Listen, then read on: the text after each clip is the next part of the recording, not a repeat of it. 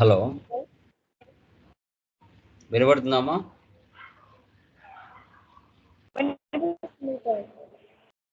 Yeah, clear. Voice is clear.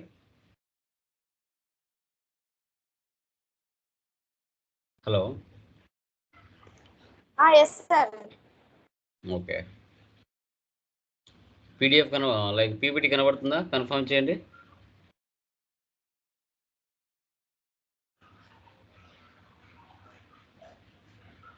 కనబడుతుందా PPT? కనిపిస్తుంది sir. Yeah. So చూడండి, నెక్స్ట్ వచ్చేసి మనకి SCP FICO withholding tax.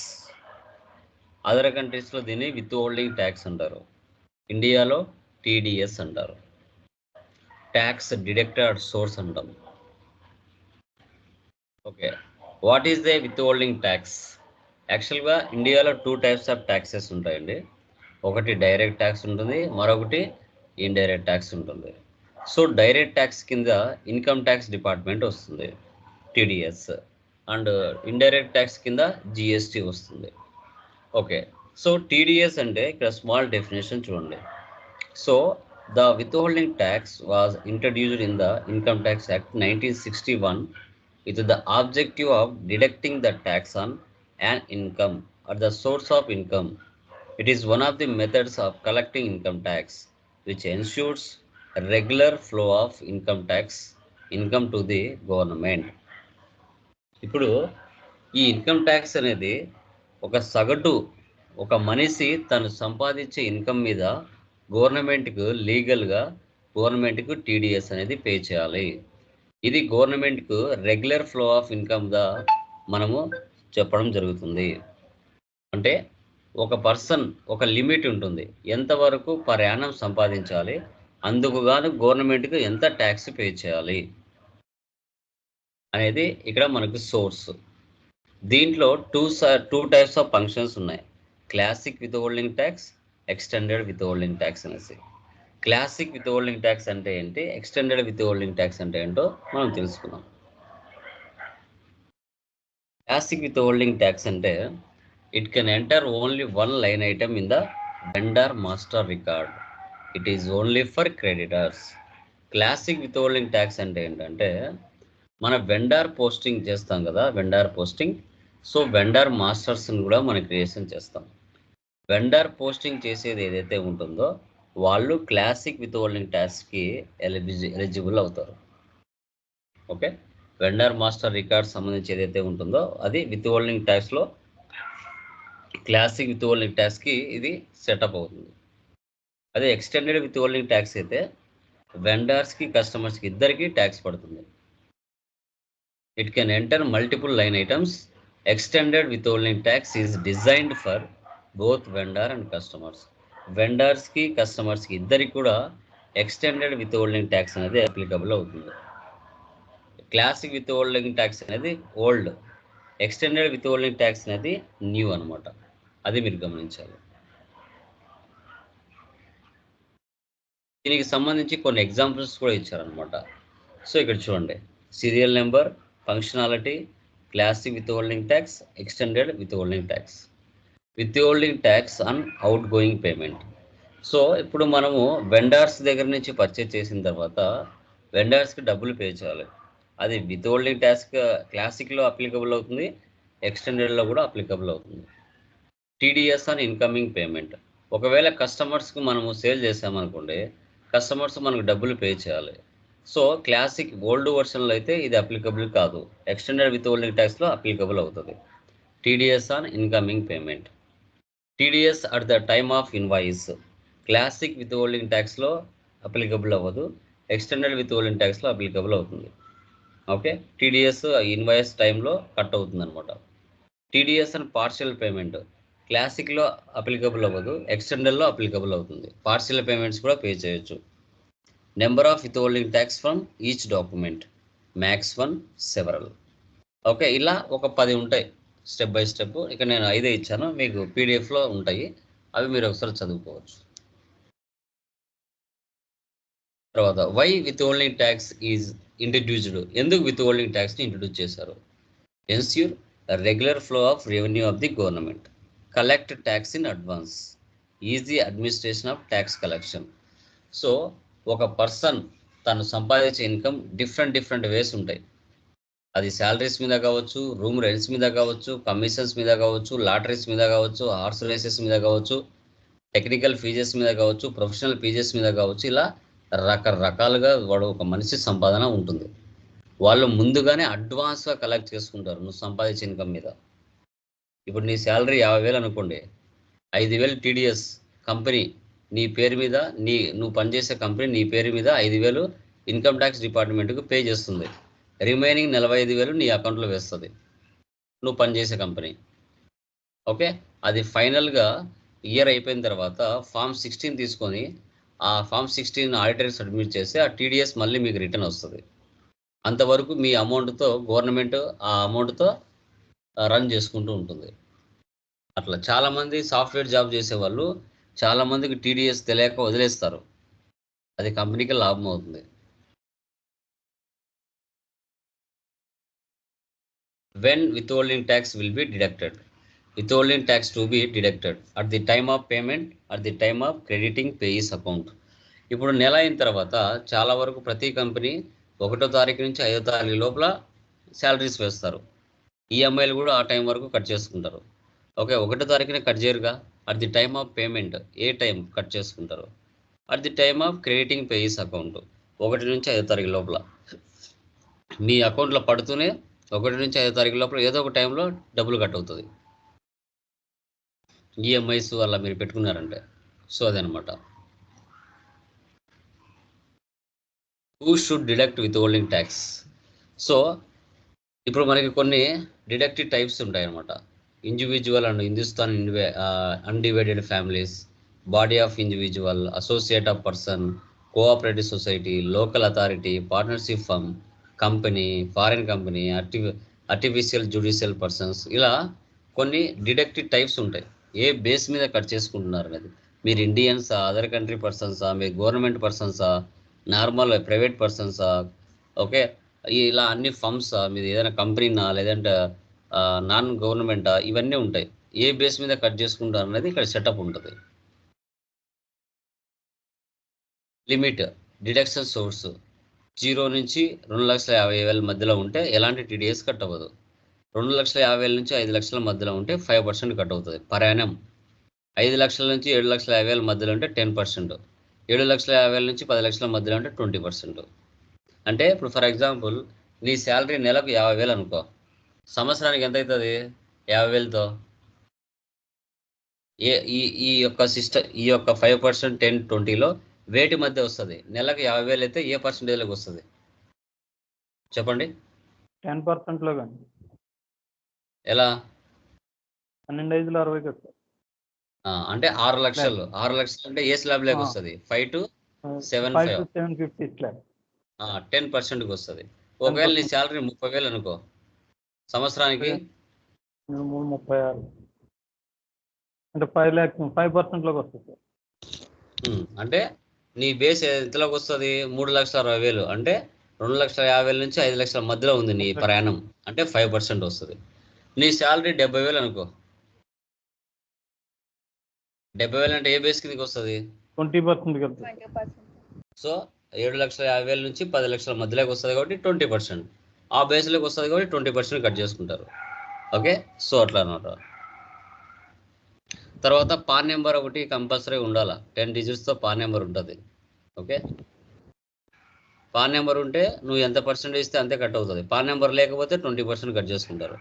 మనకి లైక్ ఈ కరోనా టైంలో 25% ఎగ్జామ్షన్ ఇచ్చున్నారు. తర్వాత ట్యాన్ నెంబర్ కూడా ఉంటుంది. తర్వాత అసలు ఏ బేస్ మీద కట్ చేసుకుంటారంటే commission and brokerage, professional fees, technical services, payment and contractors, insurance commission, interest on securities, horse racing, rent on land, building and furniture, okay, sports associations and non resident, winning from lotteries. ఇలా రకరకాల ఇవే కాదు, ఇంకా కొన్ని వేలు ఉంటాయి. Just ఇవి కొన్నే ఇచ్చాము ఇక్కడ. ఒక మ్యాక్సిమం ఒక 20-25 దాకా ఉంటాయి. ఓకే, ఏ బేస్ మీద మీకు ఇన్కమ్ అనేది జనరేట్ అవుతుంది, వేటి మీద కట్ అవుతుంది అనేసి. ఇవన్నీ చలాన్ అండ్ ఈ రిటర్న్ ఇవన్నీ ఆడిటర్లు సిఎల్ చేసే పనులు. ఇంత మన లెవెల్ మనం చెప్పలేము. ఓకేనా. ఈ టీడీఎస్ రిటర్న్ 26Q 26(7)Q ఇవన్నీ ఇంకా పెద్ద పెద్ద సిఎల్ చేసే పని ఇదంతా. ఓకే. ఎగ్జాంపుల్ జస్ట్ ఇక్కడ చూడండి. Raj and co receive a bill from tech computers 50,000 towards the rent 50,000 అనుకోండి. దాంట్లో 45,000 ఓనర్కి పే చేస్తారు. రిమైనింగ్ 5,000 టీడీఎస్ కట్ అవుతుంది. దానికి వచ్చేసి assignment TDS on invoicing posting. ఒకవేళ మాన్యువల్గా ఏ విధంగా ఉంటుందని చూడండి. ఇక్కడ rent debit 50,000, so credit vendor account 45,000, మళ్ళీ TDS on rent 5,000. When payment made to vendor 45,000 to bank account 45,000. When TDS paid TDS on rent 5,000 to bank account 5,000. ఇలా show చేస్తుంది. ఇది మాన్యువల్ అనమాట. ఇండియాలో టీడీఎస్ అంటారు, అదర్ కంట్రీస్లో విత్ హోల్డింగ్ ట్యాక్స్ అంటారు. Okay. So కొంచెం 1-2 సార్లు ఇది చూడాలి. కొంచెం కన్ఫ్యూజన్గా ఉంటుంది, నిదానంగా చేయాల్సి వస్తుంది. ముందు చెప్తున్నాను. ఓకే. ఒక 10 స్టెప్స్ ఇక్కడ ఇచ్చాను నేను. ప్రతిదీ కూడా నేను ఎక్సెల్ ఎలా చేసుకున్నా అలా చేసుకోండి. మీరు కూడా చేసేటప్పుడు బాగా అర్థమవుతుంది ఎక్సెల్ చేసుకుంటే.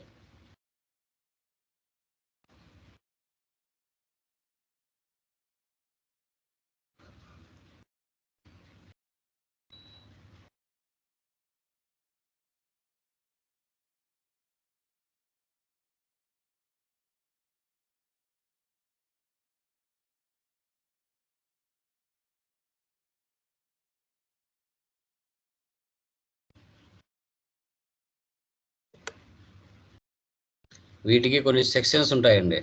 సెక్షన్స్ మీరు నెట్లోకి వెళ్తే టీడీఎస్ సెక్షన్స్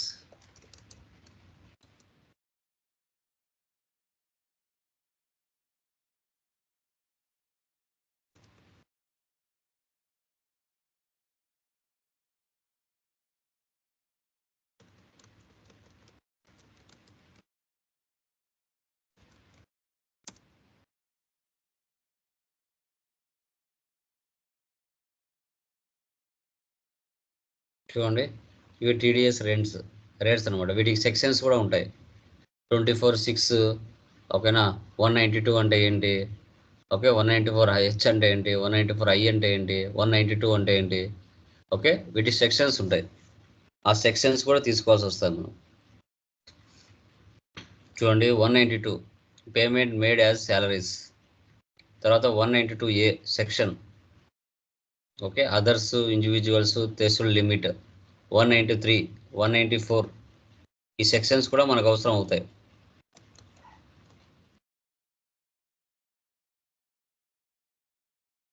చూడండి ఏ దాని మీద ఎంత పర్సెంట్, ఇవన్నీ అవే. 194I rent paid for land 10%, 10%. 194H commission on brokerage. 194IA, 194IC, 194F. Okay. ఇవన్నీ ఏంటంటే సెక్షన్స్. ఈ సెక్షన్స్ మీద కట్ చేసుకుంటారు. ఓకే. 194M. ఇప్పుడు ఇవన్నీ ఇవే పదాలు మనకులాగా ప్రాక్టీస్ చేసేవాళ్ళు కొన్ని వేల మంది ఇవే వర్డ్స్ తీసుకుని ఉంటారు. కాబట్టి మనం వేరే వర్డ్స్ తీసుకోవాలి. ఓకే.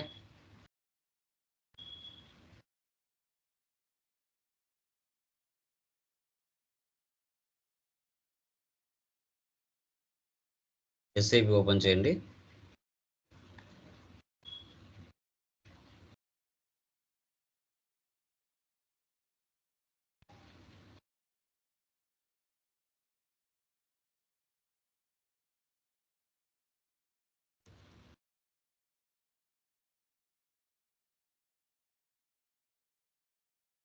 ఇవి మాన్యువల్గా పోవాలి మనం. SPRO,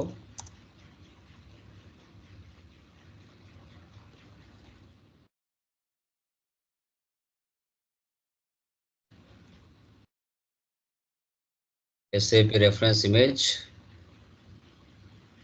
financial accounting new, financial accounting global settings,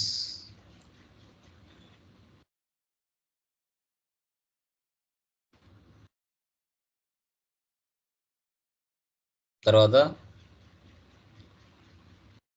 with holding tax, తర్వాత extended withholding tax,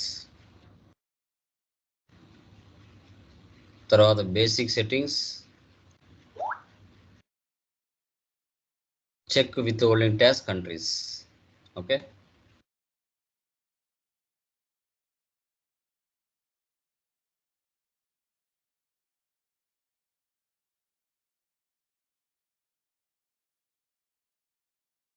for example country IN,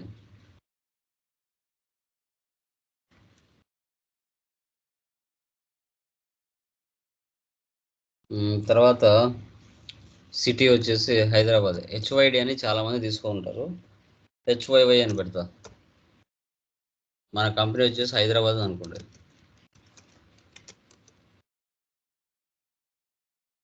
చూద్దాం అది ఎవరైనా తీసుకున్నారు. ఆల్రెడీ ఎవరో తీసుకున్నారు HYY1 పెడతా. ఓకే, ఎవరు తీసుకోలే.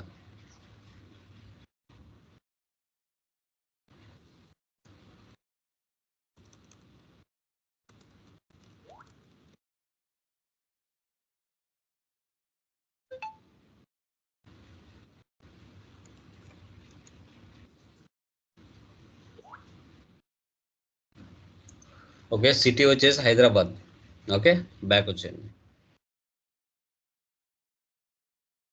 Next check withholding tax first అయిపోయింది. Next withholding tax keys. ఇప్పుడు మీకు ఇక్కడ చూపించాను కదా ఈ సెక్షన్స్ పరంగా మీరు వర్క్ చేసే ప్లేస్లో ఎంప్లాయీ శాలరీస్ మీదనే తీసుకోవచ్చు, రూమ్ రెంట్స్ మీదనే తీసుకోవచ్చు, కమిషన్స్ మీదనే తీసుకోవచ్చు, లాటరీస్ మీదనే తీసుకోవచ్చు, హార్స్ రేసెస్ మీదనే తీసుకోవచ్చు. అంటే మీరు సంపాదించే ఇన్కమ్ వర్డ్స్ ఏంటి, వాటి యొక్క సెక్షన్స్ ఏంటి. ఈ సెక్షన్స్ అందరూ మీకులాగా చాలామంది తీసుకుంటారు. సేమ్ చేయలేము, ఎందుకంటే సేమ్ సెక్షన్లో తీసుకుంటే సేవ్ అవ్వవు, ఎందుకంటే కొన్ని వేల మంది తీసుకుంటారు సర్వర్లో. కాబట్టి మనం నెంబర్ వేరే తీసుకోవాలి. ఇక్కడ చూడండి, ఇవే నెంబర్స్ నేను తీసుకున్నానంటే సేవ్ అవ్వవు. Interest on income, payment to contractors, insurance commission, rent, ఇవే తీసుకోవాలి మనం. బట్ సెక్షన్స్ మార్చాలా, అదే తీసుకోవాలన్నమాట. విత్ హోల్డింగ్ ట్యాక్స్ కీస్ అంటాం వీటిని.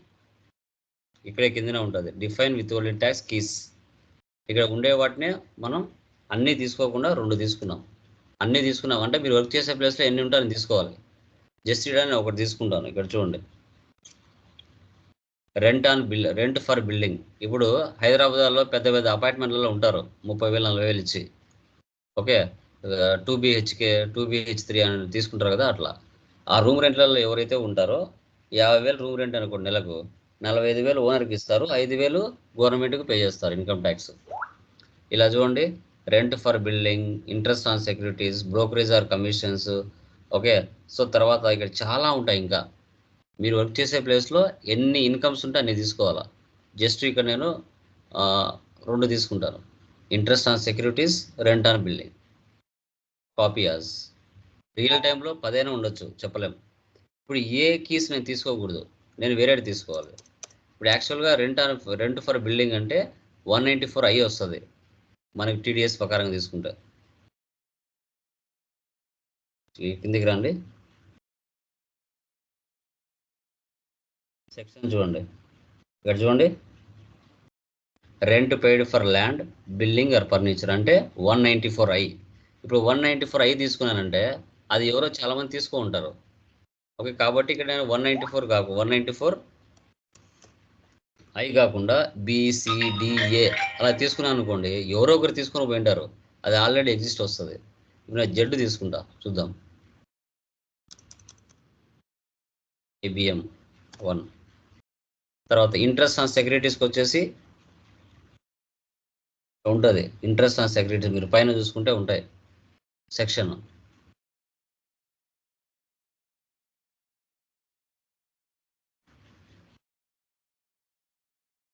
Interest from banks, interest from sources, other securities చూడండి 194A ఉంది ఇక్కడ. ఓకే, 194A తీసుకుంటే అది సేవ్ అవ్వదు, ఆల్రెడీ ఎగ్జిస్ట్ వస్తుంది 194A. ఒకసారి తీసుకొని చూస్తాను చూడండి, ఆల్రెడీ ఎగ్జిస్ట్ వస్తాయి.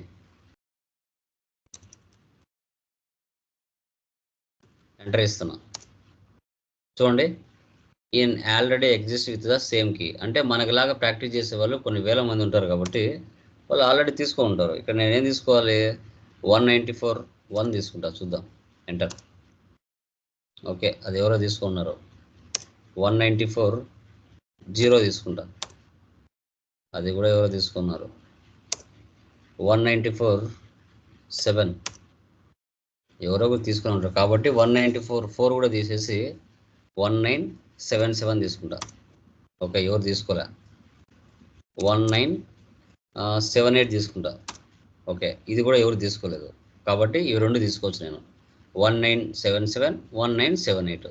ఒకటి రెంట్ ఫర్ బిల్డింగ్, ఇంకొకటి ఇంట్రెస్ట్ ఆన్ సెక్యూరిటీస్. ఈ రెండు రాసుకోవాలా, మీరు గుర్తుండాలా. అంటే ఎక్సెల్లో మీరు టైప్ చేసి పెట్టుకోవాలా. ఇక్కడ వచ్చేసి HY1 ఒకటి పెట్టుకున్నాం. ఇక్కడ వచ్చేసి 1977, 1978 గుర్తుపెట్టుకోవాలి అవి.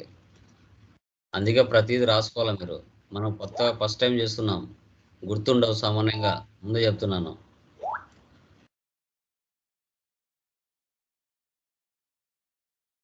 నెక్స్ట్ ఏముంది, డిఫైన్ రీజన్స్ ఫర్ ఎగ్జామ్షన్.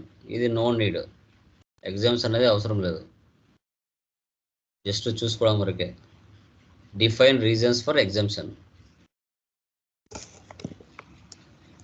కంట్రీకి IN. ఇక్కడ చూడండి, EX exemption for TDS, R1, R2 ఇవి ఉంటాయి. దీనివల్ల నో యూజ్, ఇది తీసుకోకపోయినా ఏం కాదు. నెక్స్ట్, ఇవి ఇంపార్టెంట్ మనకు. Define with holding tax. Define with holding tax for invoice posting, define with holding tax for payment posting. ఇవి రెండు ఇప్పుడు మీరు ఇక్కడ తీసుకున్నారు ఆల్రెడీ. 1977, 1978 ఇట్లా 10 ఇన్కమ్ సోర్స్ ఉంటే 10 ఇన్కమ్ సోర్సెస్కి ఇన్వాయిస్ పోస్టింగ్ తీసుకోవాలి, పేమెంట్ పోస్టింగ్ కూడా తీసుకోవాలి. మనం ప్రజెంట్ ఒకటి తీసుకున్నాం, కన్ఫ్యూజ్ అవ్వకుండా. ఓకే, కొంచెం కిందికి రండి.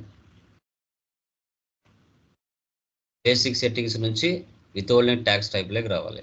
ఓకే, బ్యాక్ వచ్చేయండి. ఇక్కడ బేసిక్ సెట్టింగ్ తీసేయండి.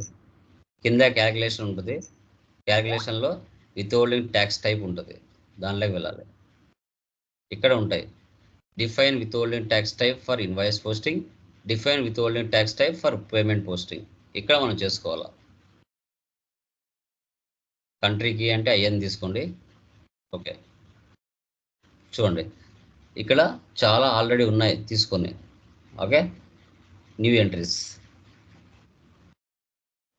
విత్ హోల్డింగ్ ట్యాక్స్ టైప్ యూనిక్గా ఉండాలా, ఈ కీస్ అనేది యూనిక్గా ఉండాలా. ఓకే, ఇక్కడ చూడండి IBM కదా మంది, IB తీసుకుంటా. ఇక్కడ వచ్చేసి ఇన్వాయిస్ పోస్టింగ్ కదా, మనకు వచ్చేసి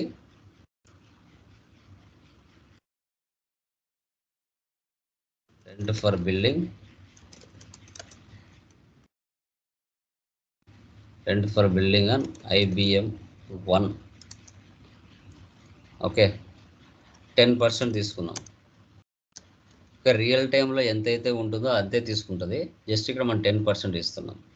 సో ఏదైనా తీసుకుంటుంది, ఇది గ్రాస్ అమౌంట్ మీద తీసుకుంటుంది, గ్రాస్ అమౌంట్. ఓకే, సో ఇది ఇన్వాయిస్ లెవెల్ మా, ఇది ఇన్వాయిస్ లెవెల్.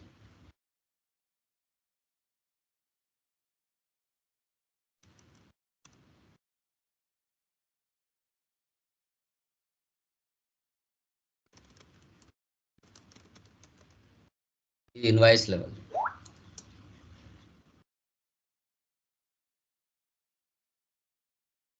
గ్రాస్ అమౌంట్, ఇంకా రిమైనింగ్ అన్ని కూడా నో నీడ్. ఇంకా రీజన్ వచ్చేసి ఇంకా హైదరాబాద్ అంటే మనం 36 అయితే తీసుకోవచ్చు, ఇవన్నీ no need.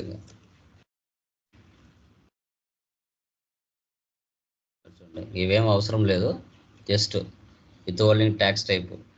So 194C contractors, rent for building ఇలా తీసుకున్నాం మనం. IB తీసుకున్నా, చూద్దాం ఆల్రెడీ ఉందేమో దీని మీద. ఓకే, IB అనేది ఎవరు తీసుకోలేదు. IB అని తీసుకోవచ్చు, A1, B1, C1 ఏదైనా తీసుకోవచ్చు, మీ చాయిస్. ఓకే, డేటా వాస్ ఇవ్వడు. ఇప్పుడు రెంట్ ఫర్ బిల్డింగ్ చేసాం. ఇంట్రెస్ట్ ఆన్ సెక్యూరిటీస్ ఉంది కదా, దాన్ని కూడా చేయొచ్చు. ఇంట్రెస్ట్ ఆన్ సెక్యూరిటీ కూడా. అప్పుడు నెక్స్ట్ తీసుకోండి. ఇక్కడ ఒకదానికి చాలు, కన్ఫ్యూజ్ అవ్వకుండా. ఐబీ తీసుకున్నాం, ఐసి తీసుకుంటా ఒకటి. ఇది వచ్చేసి ఇంట్రెస్ట్ ఆన్ సెక్యూరిటీ.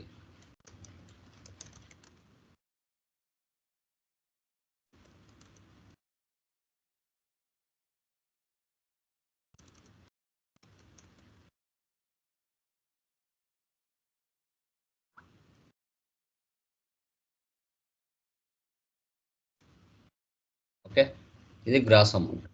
ఇట్లా ఎన్నిటి మీదనే మనం తీసుకోవచ్చు. డేటా వాస్ సేవ్డ్, ఐబిఐసి రాసుకోండి ఇక్కడ.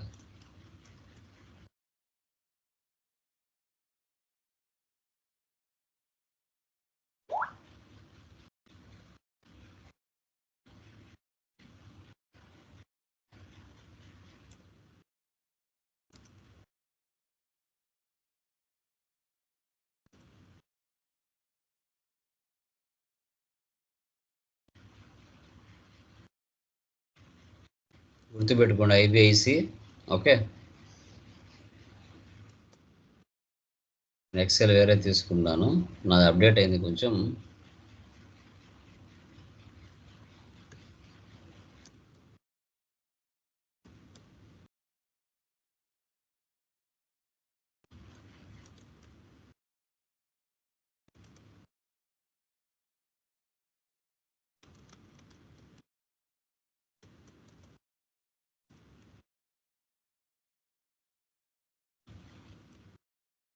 ఓకే, నెక్స్ట్ వచ్చేసి చూడండి, ఇప్పుడు ఇన్వాయిస్ లెవెల్ తీసుకున్నాం కదా, ఇప్పుడు పేమెంట్ లెవెల్ తీసుకోవాలి. బ్యాక్ వచ్చేయండి. ఓకే, ఈ రెండు సేవ్ అయినాయా? ఒకసారి సేవ్ చేయండి.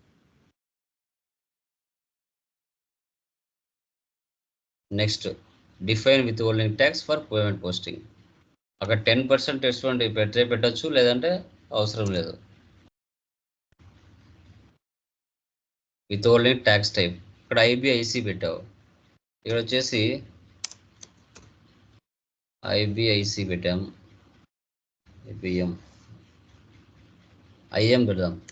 ఐఎం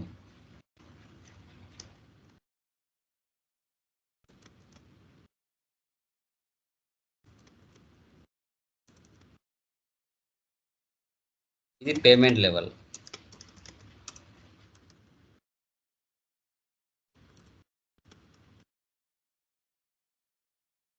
పేమెంట్ లెవెల్ ఇది కూడా గ్రాస్ అమౌంట్ ఇవ్వాలి. ఐఎం అని పెట్టా.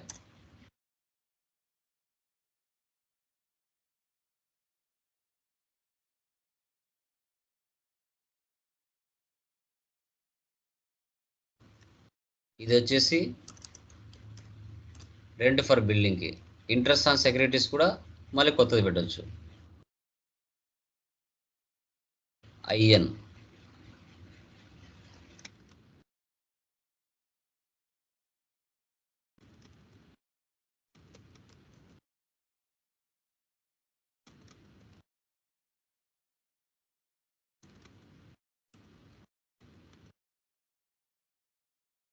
Gross amount.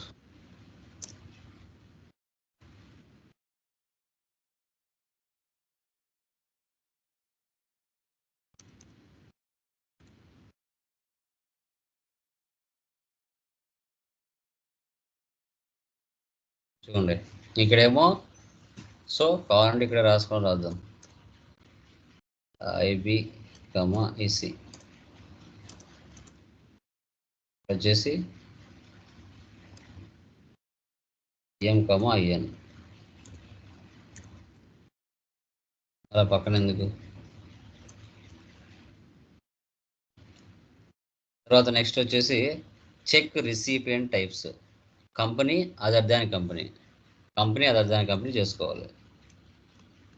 ఇక్కడ చూడండి ఎగ్జాంపుల్ మీకు 4-5 ఇచ్చింటాడు. ఒకటి 94C కాంట్రాక్టర్స్, ఇక్కడ 94J professional technical fees. Section కావాలంటే సెక్షన్ కూడా పెట్టుకోండి, పక్కన ఏం లేదు, మీ చాయిస్. తర్వాత ఇది టీడీఎస్ ఫర్ రెంట్, ఇక్కడ వచ్చేసి ఈ with holding tax payment posting అనమాట. పైన 3 ఇచ్చాడు ఇన్వాయిస్ లెవెల్లో, కింద కూడా ఆ పైన 3 ఏవైతే ఇచ్చావో దానికి టీడీఎస్ పే చేసినట్టు ఇక్కడ కూడా 3 క్రియేట్ చేసుకోవాలి.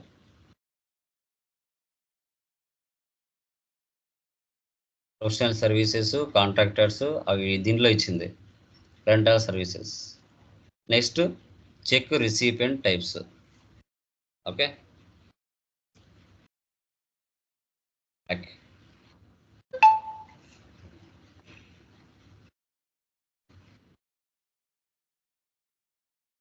మళ్ళీ బ్యాక్ రావాలి.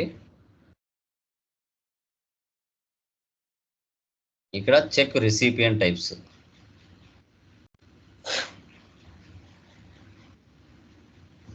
ఇక్కడ ఆల్రెడీ ఉంటాయి, వాటిని కాపీ పేస్ట్ చేసుకోవచ్చు.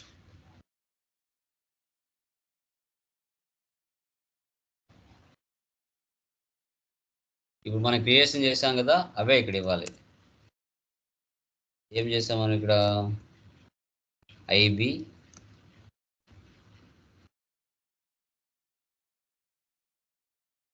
ఇన్వాయిస్ లెవెల్ కంపెనీ,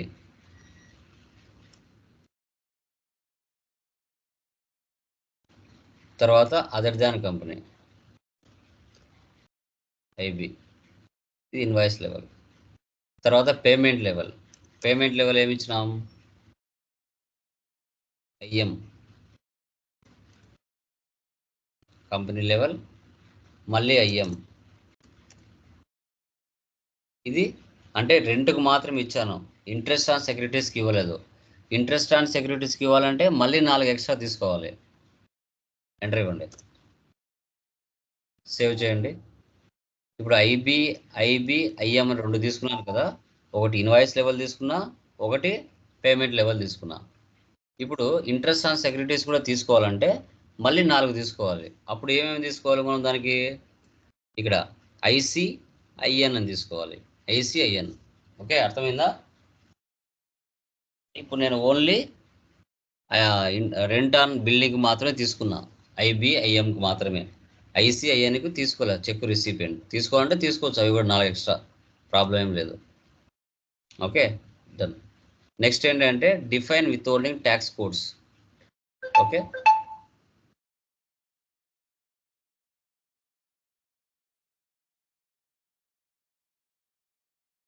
ఇది చాలా important. Tax codes.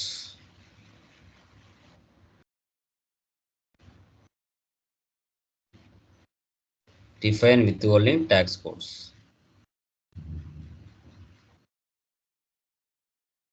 New entries.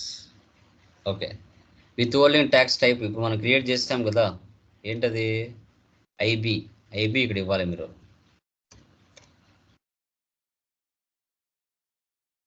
ఇప్పుడు ఇక్కడ యూనిక్గా పెట్టుకోవాలి. Withholding tax type I B ఉంది కదా, ఇక్కడ ట్యాక్స్ కోడ్ అనేది యూనిక్గా పెట్టుకోవాలి. చూద్దాం, I1 చూద్దాం ఏమైనా ఉందేమో, ఎవరైనా తీసుకున్నారో లేదో. ఇక్కడ నువ్వు స్టార్టింగ్లో క్రియేట్ చేసావు కదా 1977 అని, అది ఇక్కడ తీసుకోవాలి. 1977 రెంట్ ఫర్ బిల్డింగ్. తర్వాత పర్సంటేజ్ సబ్జెక్ట్ టు ట్యాక్స్, ఎంత లిమిట్, అమౌంట్ ఎంత. డిస్క్రిప్షన్, నువ్వు సెక్షన్స్ కావాలన్నా సెక్షన్ ఇదేనే ఇవ్వచ్చు, rent for building.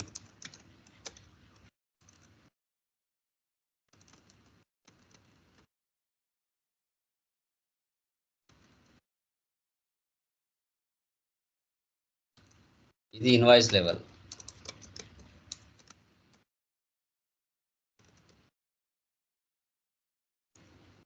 Minimum base amount minimum ఎంత? 100 రూపీస్ ఇచ్చాడు. ఇక్కడ పోస్టింగ్ ఇండికేటర్,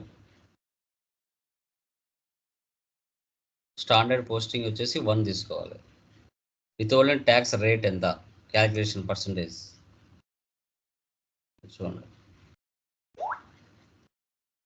ఓకే, ఇక్కడ 10% ఇవ్వచ్చు, 2% అని ఇవ్వచ్చు, ప్రాబ్లం లేదు. మినిమం ఇక్కడ 2 ఇస్తున్నాను, లేదంటే 10 ఇస్తున్నాను. ఎంత 10 ఇచ్చారంటే ఇలా తీసుకుంటుంది పర్సంటేజ్ ఆటోమేటిక్గా. ఇంకా రిమైనింగ్ వాటితో మనకేం పని అవసరం లేదు, నో నీడ్. మళ్ళీ సెకండ్ దానికి అది ఇన్వాయిస్ లెవెల్ అనమాట. ఐబి సేవ్ చేయండి. I1 అని ఎవరు తీసుకోలేదు, రాసుకోండి. I1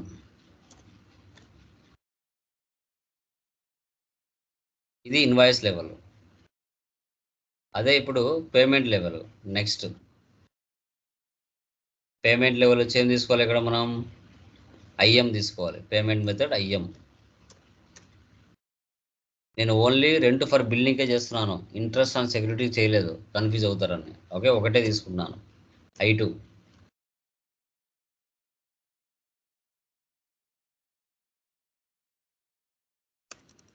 ఇది payment level.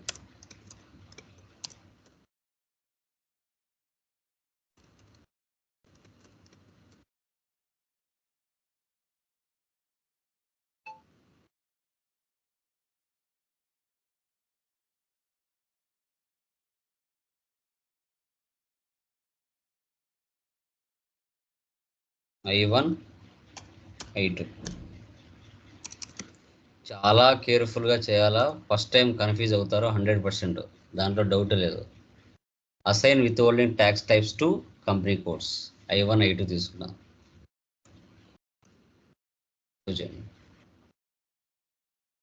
Back.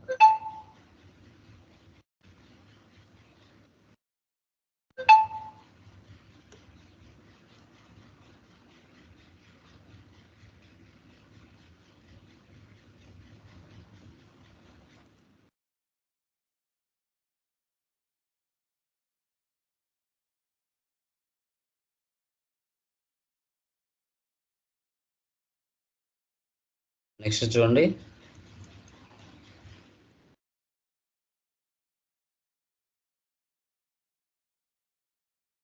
Assign withholding tax to company codes.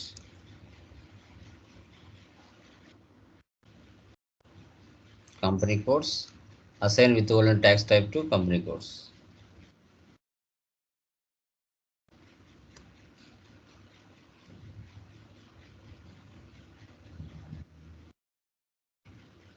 Okay, ఇక్కడ సెలెక్ట్ చేసుకోవాలి company code IBM1 withholding tax type ఏముంది ఇక్కడ మనకి? IB.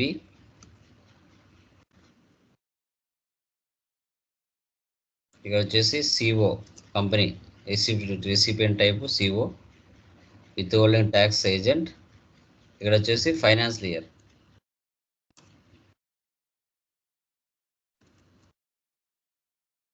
ఎండింగ్.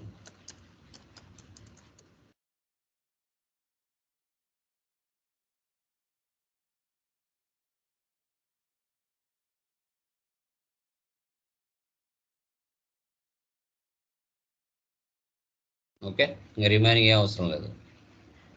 సేవ్ చేయండి.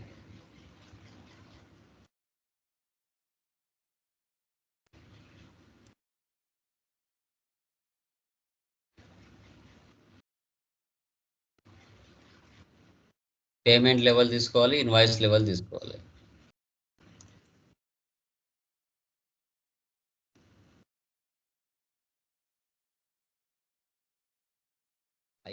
IB తీసుకున్నాను, IM తీసుకుంటాను. ఏది ఇంతకుముందు తీసుకుంది? IB తీసుకున్నాను కదా, IM.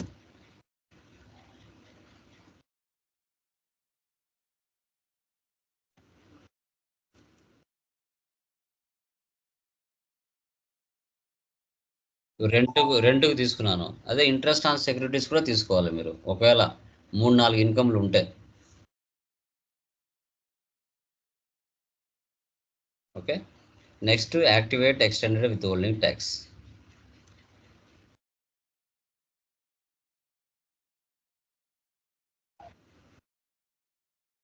దాని కిందనే ఉంటుంది activate extended withholding tax. Just దీన్ని సెలెక్ట్ చేసుకొని position IBM1 extended withholding tax tick mark పెట్టుకోవాలి. సేవ్.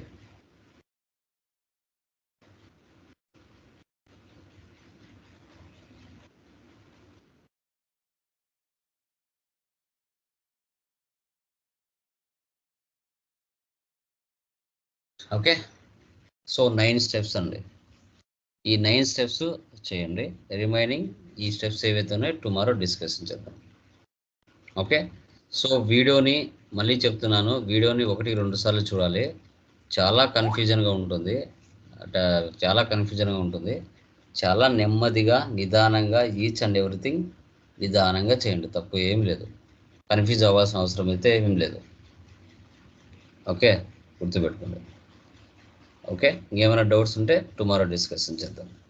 ఓకే, ఇంకా నెక్స్ట్ మనం ఏం చేస్తాం ఇక్కడ, లైక్ జిఎల్ని క్రియేషన్ చేస్తాం. జిఎల్ని క్రియేషన్ చేసి తర్వాత ఇక్కడ బ్యాక్ ఎండ్లో అసైన్ చేస్తాం.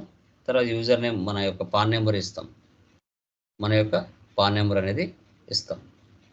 ఇక్కడ జిఎల్ వచ్చేసి ఆల్రెడీ రెంట్ మన దగ్గర ఉంటుంది. తర్వాత rent on TDS rent on చేస్తాం. ఓకే, చేద్దామనండి. జస్ట్ ఒక 2 స్టెప్స్ ఉంటాయి, అవి కూడా డైరెక్ట్ టుమారో పోస్టింగ్ చేద్దాం.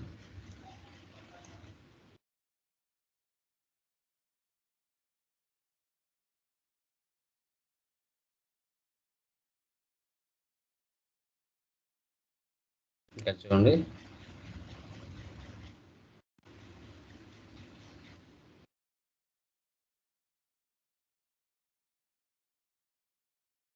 టీడీఎస్ అని రెంట్ అని చేద్దాం. FS00కి వెళ్దాం.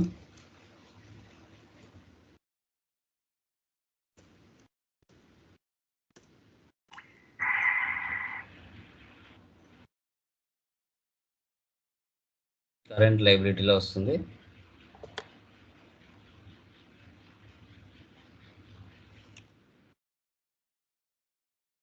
Current liabilities, balance sheet account, ఇక్కడ వచ్చేసి TDS and rent.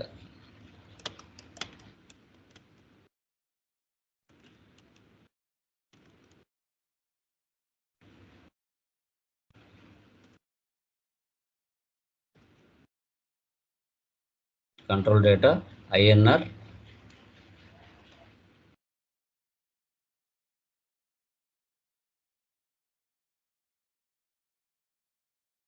Open item management tick mark పెట్టుకోవాలి, ఇది తీసేయండి. ఓపెన్ ఐటెం మేనేజ్మెంట్ ఎస్ పెట్టుకోండి. Line item display 001, create bank interest.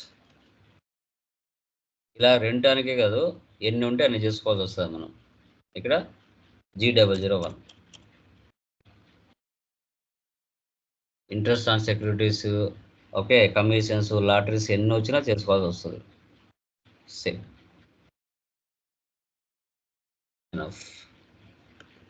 తర్వాత నెక్స్ట్ మనకి define accounts for withholding tax to be paid over. ఇది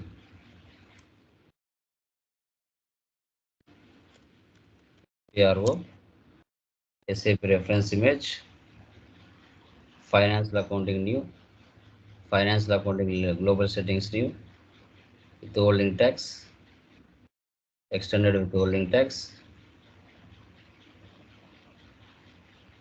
postings, define accounts for withholding tax to be paid over, chart of accounts, posting key,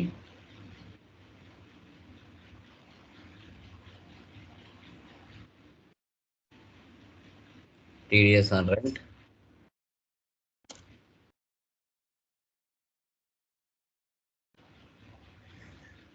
back.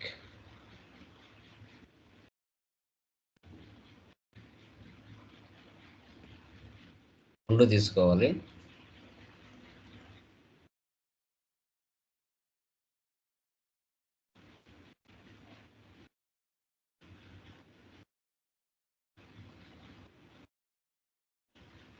withholding tax tag code and withholding tax type రెండు select చేసుకొని yes ఇవ్వండి.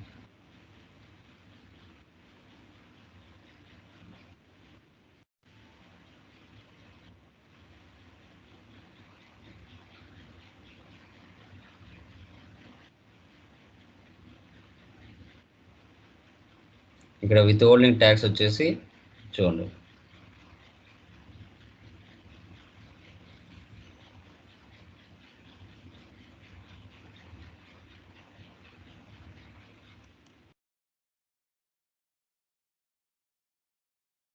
IB తీసుకుంటున్నాను. ఇది invoice level. Code వచ్చేసి ఏంటి I1. ఇక్కడ వచ్చేసి TDSR 2 తీసుకోండి.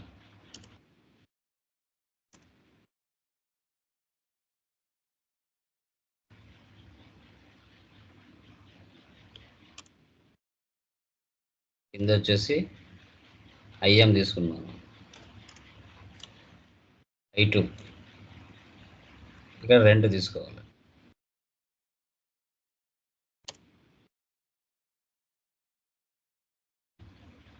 సేవ్. తర్వాత /n xk02 ఒక వెండర్ని సెలెక్ట్ చేద్దాం.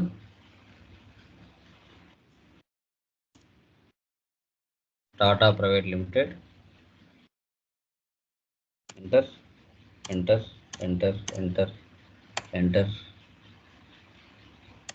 ఎంటర్.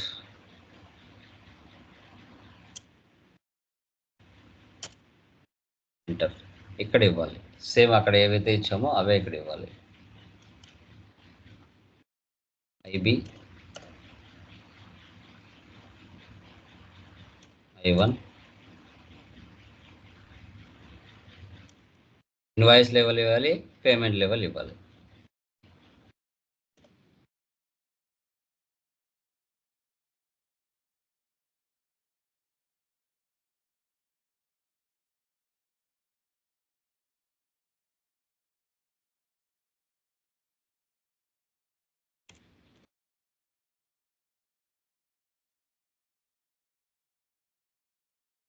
ఓకే, ఒకసారి ఎంటర్ ఇవ్వండి.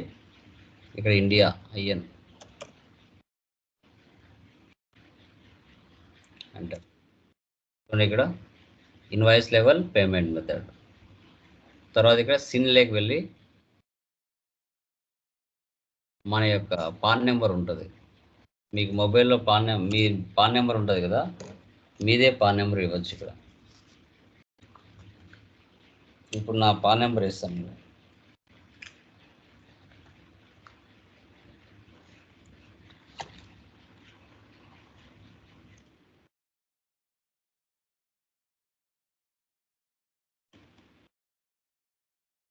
ఇది నా యొక్క పాన్ నెంబర్. బ్యాక్. ఇంకా సేవ్ చేయాలి. ఇలా 100 మంది వెండర్స్ ఉంటే 100 మందికి పాన్ నెంబర్ ఇవ్వాలి. లాస్ట్లో OMT3E ఇక్కడికి వెళ్ళి మన యూజర్ ఐడి ఏదైతే ఉందో అదే ఇక్కడ ఇవ్వాల్సి వస్తుంది.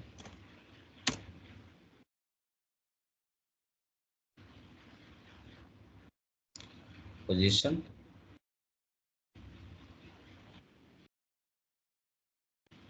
న్యూ ఎంట్రీస్లోకి వెళ్ళండి.